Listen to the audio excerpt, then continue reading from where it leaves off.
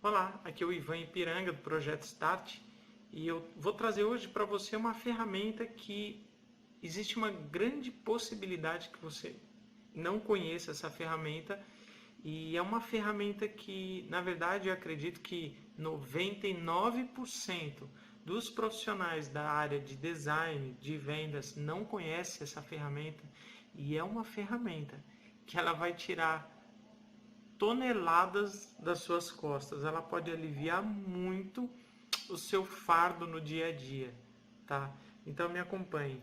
Para começar, eu quero te dizer o seguinte: tem um grande pensador contemporâneo que eu admiro muito, que ele diz o seguinte, que por trás de toda tragédia, sempre você vai pesquisar e encontrar alguma instrução que foi ignorada.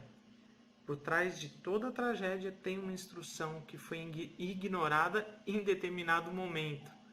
E pode ter sido, por trás de uma tragédia, pode ter ali uma imperícia, uma imprudência, uma negligência, até uma indolência. Mas às vezes também pode ser alguma falha de memória, uma perda de concentração, o estresse, falta de informações até pode ter acontecido. Contra os erros de projeto, contra os erros de montagem, contra os erros de obra, existem ferramentas muito práticas que a gente aprende a utilizar, como, por exemplo, 3 ferramentas básicas são utilizadas, que é a preparação, a primeira delas, inevitável, organização e o checklist, o bom e velho checklist. Por isso que é bom a gente ter checklist de tudo, né? Hoje em dia nas lojas de imóveis, muitas lojas já usam ou usam há muito tempo, enfim, checklist de briefing, checklist de medição, checklist de projeto, checklist de conferência, checklist de supervisão, checklist de checklist, enfim, são ferramentas ótimas e excelentes. Mas será que existe alguma ferramenta prática para a gente conseguir lidar com a culpa? É a culpa, porque quem lida com projetos, essa é uma das profissões que tem que lidar todos os dias com uma grande pressão, a pressão de acertar, a pressão de não ter erros, porque um erro pode custar muito caro, fora o estresse que é capaz de gerar. Então, é uma profissão que demanda muito estresse, principalmente quem trabalha com uma demanda muito grande de serviços, de atendimentos. Você, fora isso, você tem a pressão de bater metas de vendas, você tem a pressão, a tua própria pressão de você conseguir alcançar as suas metas pessoais de rentabilidade no final do mês. Fora isso, tem as questões pessoais que influenciam completamente, porque tudo que a gente faz, a gente trabalha com a nossa mente nessa profissão, com a nossa cabeça. Então, tudo está influenciando a tua performance, o teu resultado. Agora, existe, já inventar algum tipo de ferramenta para você lidar de forma prática com a culpa pelo erro? Eu vou te mostrar que existe essa ferramenta, que eu conheci essa ferramenta, eu tive a oportunidade de conhecer, eu quero compartilhar hoje ela contigo, tá bom? Para você conseguir lidar com isso de uma maneira melhor. Mas eu quero começar te falando o seguinte, esses dias eu assisti uma entrevista, na verdade uma bela de uma aula, com um brasileiro, um cara muito interessante, que é um comediante, que é o Murilo Gun, e ele tava contando que ele passou 10 meses, 10 semanas em uma escola nos Estados Unidos, no Vale do Silício, que é uma escola mantida por nada mais, nada menos do que o Google e pela NASA. E dentro dessa escola, é uma escola de insight, é uma escola de crescimento de mentalidade, de invencionismo, é uma escola que explora ao máximo a capacidade inventiva, criativa dos alunos de criar novas soluções para as coisas. E uma coisa que ele falou que é muito marcante lá, e que eles são muito conhecidos por isso, é por conviver muito bem com os erros. Mas como assim conviver muito bem com os erros? Parece que eles premiam o erro. Não, mas eles sabem que todo o processo de invenção, de criação de algo novo, necessariamente assume um risco de erro. Grande parte dos trabalhos em laboratórios não parte simplesmente de matemática, física, química exata, mas muito do que está nos próprios laboratórios científicos é feito através de teste, de erro e acerto. Então eles têm uma mentalidade, um mindset lá muito interessante de que eles incentivam as pessoas a arriscarem. E quando elas erram, quando o negócio não dá certo, quando a previsão não se concretiza, eles recebem de volta esse profissional e o abraçam, não permitindo que ele simplesmente tenha o fim da sua carreira decretado por conta de um insucesso. Pelo contrário, ele até conta que um profissional que tem um currículo bom lá, ele já faliu pelo menos 3 vezes. Então, essa mentalidade é muito interessante. E, infelizmente, no Brasil ainda não tem um nicho de criação que abrace esse tipo de situação, que arrisque, que aposte nos profissionais para inventarem coisas novas. Agora, isso não quer dizer, óbvio, que na nossa profissão nós vamos ficar arriscando com projetos de clientes, não é isso. Mas acontece que o risco é um fator inerente à profissão que está ligada à criatividade. Isso é fato, tá? E eu quero deixar para você, então, aqui alguns princípios e no final, e depois que eu te der esses 4 princípios, na verdade, depois que eu te der esses 4 princípios, eu vou te deixar essa ferramenta para você usar, tá bom? E o primeiro princípio que eu quero te deixar é o seguinte: você é maior do que os seus erros. A tua mente, ela é um computador mais poderoso do que qualquer outro computador já inventado. Tá? Para você ter uma ideia, para ter a capacidade de processamento que a nossa mente tem, seria necessário ligar 150 mil computadores da ordem de terabytes ligados em rede, processando juntos. Tamanha quantidade de informação que a nossa mente processa. Agora, isso parece que nos dá uma responsabilidade muito maior, então, de não errar, né? Mas aí é que está o erro. Porque a nossa mente, ela é como um computador quântico. Ela não simplesmente processa dados exatos, ela cria coisa que um computador não cria, não faz. Inteligência emocional, o computador não tem. Então eu quero te fazer uma pergunta. Muitas vezes, eu sei que no momento de pressão, eu já passei muito por isso, num erro nosso, ou depois de uma sequência de erros que a gente está com a nossa autoestima abalada, e isso vai cada vez mais comprometendo a nossa própria performance. O nosso desejo é que a nossa cabeça fosse simplesmente uma CPU de computador, que processasse informações e que fosse inerte, que fosse isenta de emoções, que fosse isenta de estresse, de vozes interiores.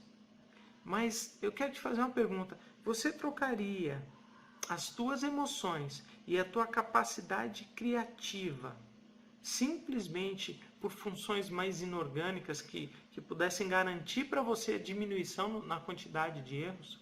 Será que você trocaria todo esse poder que você tem de criatividade, de emoção, de emotividade por isso? Então o teu computador é muito melhor que um computador normal que você utiliza no teu trabalho. E só isso já vale muito a pena. Segundo princípio que eu quero te trazer é o seguinte: eu não sei se você já ouviu falar, mas na biografia do Michael Jordan, ele conta que ele já errou muito mais cestas do que ele acertou.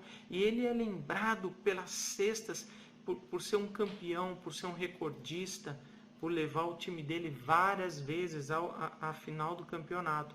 Mas ele mesmo conta que várias vezes, na final do campeonato, nos últimos arremessos, quando o time dele precisava dele, ele já errou várias vezes. E então ele conta que Na verdade, o sucesso da carreira dele foi construído ao longo do processo, tá? Numa linha contínua de trabalho, de vitórias e também de erros e aprendizados. E o terceiro princípio, eu quero aprender contigo, junto contigo, sobre o Rock.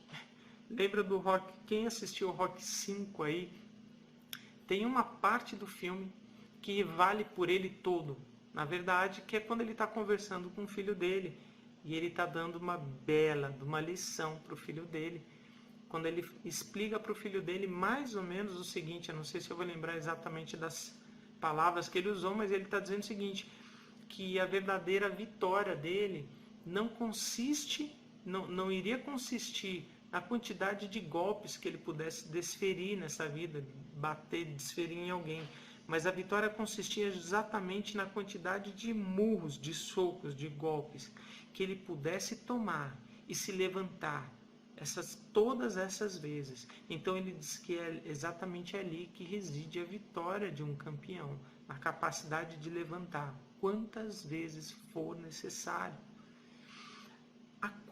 O quarto princípio que eu quero trazer para você vem de Thomas Edison, que ele falou, talvez essa você já conheça, porque já é praxe, né, falado, que ele tentou 4.999 vezes criar uma lâmpada, e criou na lâmpada de número 5.000, e ele disse, e quando ele foi questionado sobre isso, ele falou o seguinte, olha, eu já descobri 4.999 maneiras de não se fazer uma lâmpada.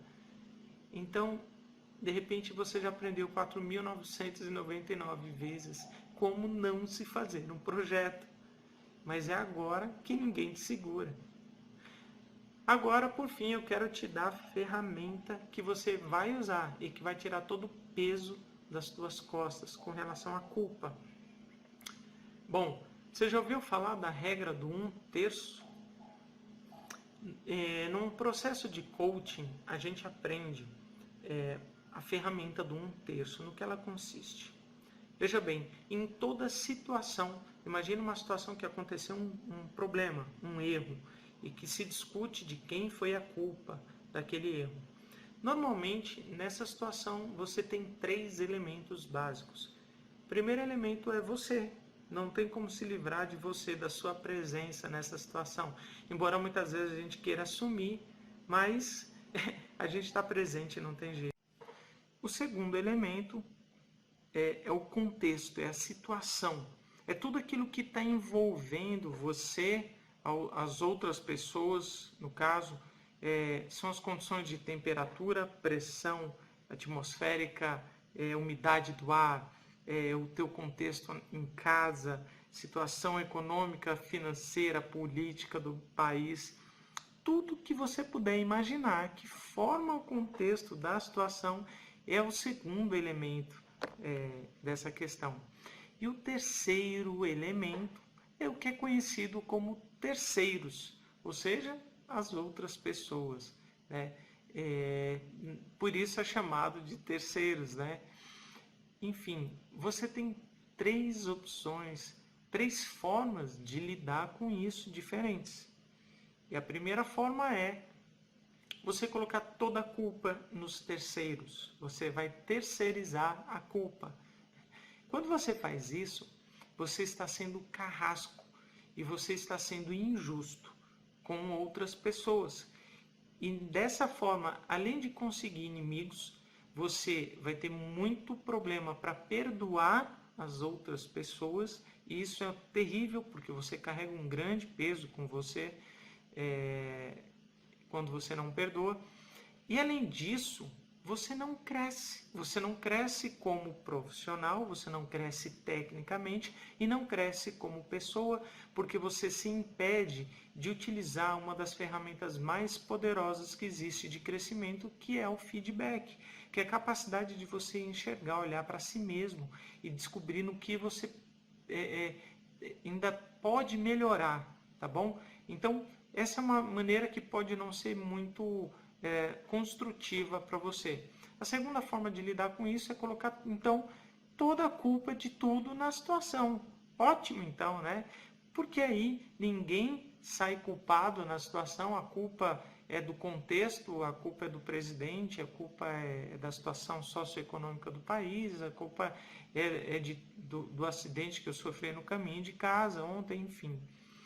Mas nessa segunda opção você também deixa de crescer, porque você está utilizando de desculpas. E a desculpa não faz ninguém crescer, na verdade. Agora, a terceira forma de lidar com isso é você assumir 100% da culpa. Isso também não vai ser lá muito interessante para você. Porque se você assumir 100% da culpa, você está carregando um fardo completamente sozinho. Você está deteriorando a sua autoestima, você vai estar se autoflagelando e você vai se boicotar. A chance de que você continue errando e tendo um mau desempenho é muito grande. Ninguém que trabalhe carregando peso de culpa consegue um bom desempenho. Você cai a tua capacidade criativa, a tua capacidade de concentração e a tua capacidade de arriscar para ter bons resultados. Então, qual que é o caminho, Ivan? O caminho é o equilíbrio, é você dividir a culpa em 3. Então você não precisa nem dizer isso para ninguém, tá? Mas dentro de você, carregue 1/3 da culpa da situação. Porque isso não te impede de fazer uma autoanálise, não te impede de crescer, de receber o feedback, mas também você não carrega sozinho a culpa.